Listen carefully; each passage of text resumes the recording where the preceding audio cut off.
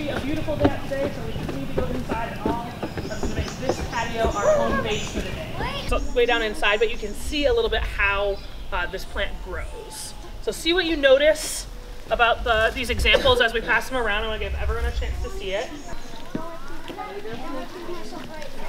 I'm curious what you all noticed when you were walking around in here. If anyone noticed any of that moss growing anywhere and what they observed about it. Yeah. Over there's the moss, and I noticed that it was on one bank of it. And actually, so we saw in our model, you remember those sponges we put in there? All the ground around us is all kind of soaked with water, kind of like that. So there's peat around here, but it's soaked through with water. What were a couple of those guesses that I heard in terms of how deep it was, number-wise? 40. 40? How many? 4? 1. 1 and 15? 15. Not 1, I meant like 100. 100? Okay. Anyone have any guesses why it would be so hard to figure out where the bottom is? What do you think? Yeah, because of the peat. It's kind of squishy like that, so you can kind of jab this pole through the peat. It's like loose in that way because there's so much water in there. There was one spot where we tried to measure ourselves and we taped 2 of these poles together, so we had a 50-foot pole, and it was so deep that we dropped it in the lake and lost it. That would actually be cool. That would actually be kind of cool to see somebody going in it, though. Like, and then One of the really interesting things about bogs is that, as we saw, it's pretty easy to kind of make a mistake and fall through.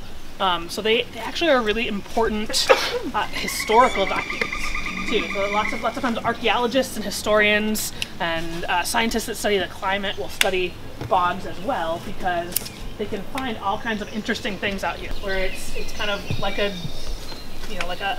preservation system essentially. You can find all kinds of historical artifacts in bogs too. So I've got some examples of stuff that have been found in bogs. In this picture we have some stuff. This is all from the Netherlands. Alright, so from Europe, there's lots of bogs in Northern Europe and in Russia and Siberia. I like the necklace. Yeah, the necklace is cute. So these are thousands of years old.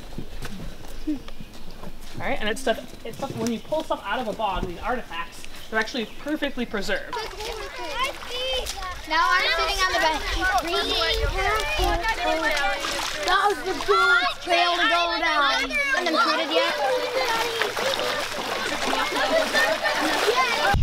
And remember, there might be multiple kinds of trees or multiple kinds of ferns. Some of them are going to be tricky to identify, so make sure you're paying really close attention to the details. Wait, what? Oh, hey, I found ours. Wait, what? This is white pine. What are those? Tell me what they're called. Look! That's A pine bush. Oh, it attracts butterflies. I love butterflies.